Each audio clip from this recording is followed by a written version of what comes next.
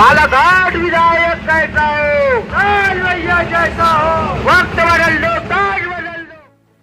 विशाल बिसेन की रैली में गूंजा नारा बदल दो बालाघाट। बालाघाट विधानसभा से निर्दलीय चुनाव लड़ रहे विशाल बिसेन ने आज भारी जनसैलाब के साथ नगर का भ्रमण करते हुए एक विशाल रैली निकालकर अपना नाम निर्देशन पत्र जमा किया है। बता दें कि विशाल बिसेन पूर्व में कांग्रेस में थे। उन्होंने कांग्रेस की सदस्यता से इस्तीफा देकर निर्दलीय रूप में मैदान में आज उन्होंने एक रैली बालाघाट नगर पे निकाली, जहां नगर का भ्रमण करते हुए वे बाद पर एसडीएम कार्यालय पहुंचे, जहां उन्होंने नाम निर्देशन पत्र जमा किया, जहां बड़ी संख्या में उनके समर्थक नजर आए।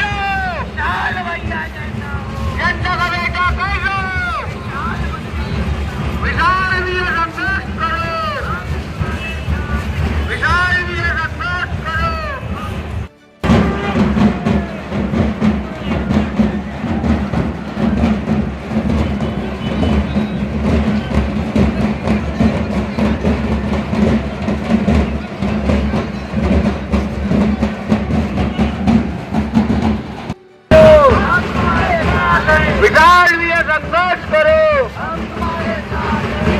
बालाघाट विधायक कैसा हो, लाल भैया जैसा हो, वक्त बदल दो, ताज बदल दो, गद्दारों का राज बदल दो, वक्त बदल दो, ताज बदल दो, गद्दारों का राज बदल दो। लेके जाएंगे।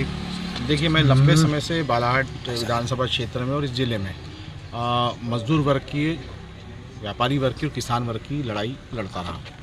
अनेकों बार आप मीडिया के साथियों ने और क्षेत्र की और जिले की जनता ने मुझे देखा है कि इस तरीके से हमें संघर्ष करना पड़ा कई मुद्दों पे, जो मुद्दे व्यापारियों से जुड़े हुए थे, किसानों से जुड़े हुए थे, मजदूरों से जुड़े हुए थे। तो निश्चित है कि इस चुनाव में भी इन मुद्दों पर मेरा विशेष ध्यान रहेगा कि किस तरीके से मैं किसानों को, मजदूरों को, हमारे व्यापारी साथियों को, छात्र छात्राओं को, हमारी युवा पीढ़ी को, जो हमारे बेरोजगार युवक हैं उनको, उनके संघर्ष को मैं कैसे आगे बढ़ा पाऊँ, उनको जो सुविधाएं चाहिए उनके लिए मैं कैसे आगे लड़ाई लड़ सकूँ, इस पर निश्चित मेरा ध्यान केंद्रित रहेगा। मेरे जो बालाघाट विधानसभा चुनाव के मुख्य मुद्दे हैं, उसमें सबसे पहला मुद्दा है अच्छी शिक्षा। इस क्षेत्र के बच्चों को, युवाओं को अच्छी शिक्षा मिले, यहाँ पर उनके बालाघाट में उन्हें मिले, शासकीय व्यवस्था के तहत मिले। दूसरा, अच्छा स्वास्थ्य, अच्छी स्वास्थ्य सुविधाएँ, एम्बुलेंस की व्यवस्थाएँ अच्छी हो। हमारे जो पीएससी सेंटर हैं, लालबरा में हॉस्पिटल है, बालाघाट में अस्पताल है, जो ट्रॉमा सेंटर, इसको प्रसूति गृह जैसा में उपयोग किया जा रहा है, वो ट्रॉमा के रूप में उपयोग किया जा सके, ऐसी बेहतर स्वास्थ्य सुविधाएं इस क्षेत्र की जनता को मिल सके, इस पर मेरा फोकस रहेगा। और तीसरा, जो इस क्षेत्र की सबसे बड़ी समस्या है वो है मजदूरों का पलायन और बेरोजगार, शिक्षित युवाओं की में बेरोजगारी। तो इसको लेकर मेरे कुछ प्लान्स हैं अपने फ्यूचर में। अगर जनता मुझे अवसर देती तो निश्चित मैं इस क्षेत्र में बेरोजगारी को कम करने का और ख़त्म करने का प्रयास करूँगा। दूसरा, जो पलायन मजदूरों का हो रहा है उसको रोकने का प्रयास करेंगे और इन मुद्दों को लेकर मैं क्षेत्र में जाऊँगा। साथ ही हमारा मुद्दा है कि खेती को रोजगार गारंटी योजना से जोड़ा जाए, मनरेगा को 365 दिन साल भर जो है उसको निश्चित किया जाए, शहरी क्षेत्र में भी मनरेगा को लागू किया जाए और किसानों की जो फसल की मूल्य होने चाहिए वो एक प्रदेश सरकार अपने स्तर पर एक समिति बनाकर, जो पुराने जो समितियां बनी है उन पर नहीं, नई समिति बनाकर उस पर जो है किसानों से चर्चा करें और किसानों की बातों से निष्कर्ष निकालकर जो है समर्थन मूल्य जो है फसल का तय हो। इन विषयों पर मैं जो है भविष्य में संघर्ष करने के लिए तैयारी कर रहा हूं। चुनौती किसको मान रहे हैं, क्योंकि 7 बार के विधायक गौरीशंकर बिसेन जी भी इस विधानसभा से कांग्रेस भी है, तो किनको सबसे बड़ा चुनौती इस रूप में? देखिए, मेरे लिए इस विधानसभा चुनाव में सबसे बड़ी चुनौती है इस क्षेत्र की जनता को जगाना। मैं उसको चुनौती मानता हूं, क्योंकि इस क्षेत्र की जनता बदलाव चाह रही है और जनता जिस दिन जाग जाएगी उस दिन निश्चित बदलाव कर देगी, ऐसा मेरा मानना है। रही बात राष्ट्रीय पार्टियों की, तो दोनों ही पार्टियों से जो प्रत्याशी आ रहे हैं, कांग्रेस और भाजपा से, वो चुनाव लड़ने वाले ठेकेदार हैं उन्होंने जो है कोई ऐसा कोई चीज़ पेटेंट करा ली जाती है या ज़मीन की रजिस्ट्री करा ली जाती है, वैसे चुनाव लड़ने की रजिस्ट्री करा के रखी हुई है। चाहे वो माननीय श्रीमती अन्ना मुजारी जी कांग्रेस प्रत्याशी हों, चाहे माननीय गौरीशंकर बिसेन जी है, उनकी पत्री जो भी है जो भाजपा प्रत्याशी हो, इन्होंने ठेकेदारी समझ लिया है चुनाव लड़ना। लगभग 13-14 चुनाव दोनों ही मेरे हिसाब से लड़ चुके हैं। हर चुनाव में लड़ते, नगर पालिका में प्रत्याशी दिखाई देते हैं, जिला पंचायतों में इनके परिवार से प्रत्याशी दिखाई देते हैं, विधानसभा में दिखाई देते हैं, लोकसभा में दिखाई देते हैं। चुनाव लड़ने का इन्होंने ठेका उठा रखा है। इस ठेकेदारी प्रथा को नहीं खत्म करना है, क्षेत्र में बदलाव के लिए उन्हें चुनाव लड़ना है। गौरीशंकर बिसेन जी से पारिवारिक रिश्ते हैं, ऐसे में क्षेत्र में किस तरह लोगों को कन्विंस करेंगे और कैसे उनसे फाइट करेंगे? देखिए, पारिवारिक रिश्ता तो मेरा नैसर्गिक है, उसको तो मैं बदल नहीं सकता, पर दुखद भी है मेरे लिए। उसका नुकसान मुझे उठाना पड़ता है। मुझे ऐसे भ्रष्ट और निकम्मे राजनेता के परिवार में से मेरा संबंध है, मुझे इसको लेकर बड़ा दुख भी होता है। क्षेत्र की जनता के बीच में अपने मुद्दों को लेकर जा रहा हूँ। हमारे क्षेत्र का किसान मेरी जो मैं मांगों के लेकर लड़ाई संघर्ष कर रहा हूँ, उसको लेकर मेरे साथ है।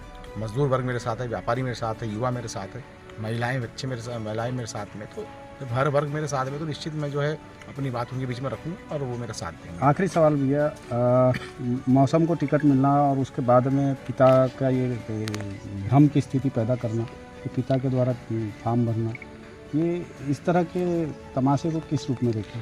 देखिए, अब मुझे बोलना तो नहीं चाहिए, पर मैं आपको एक बात बताता हूँ। ऐसे छोटा मुँह बड़ी बात होगी, और जनता जो कह रही है, जैसे मैं लोगों के बीच में जा रहा हूँ, तो लोगों का कहना है कि उनमें भय है, और निश्चित वो भय कांग्रेस प्रत्याशी को लेकर नहीं है। वो निश्चित वो भय विशाल बिसेन के प्रत्याशी होने को लेकर है। क्योंकि आपने एक सवाल इससे पहले किया था कि परिवार और ये सारी चीज़ें, तो कहीं ना कहीं जिस सामाजिक वोट बैंक के आधार पर अपनी राजनीति का चक्रव्यूह आज तक बुनते आए हैं, उस चक्रव्यूह को भेदने विशाल बिसेन उतर पड़ा है। तो इसको लेकर उनमें भय है, और इस बार चक्रव्यूह भेदा जाएगा, और इस बार बालाघाट में बदलाव होगा। और हमारा नारा है, बदल दो बालाघाट। आप सभी मीडिया के साथियों से भी अनुरोध है कि आप इस बात को अपने मन में भी रखेंगे, हमें बालाघाट में बदलाव करना है। एक नए व्यक्तित्व को आप अवसर दीजिए, निश्चित बालाघाट का हम सबका विकास होगा।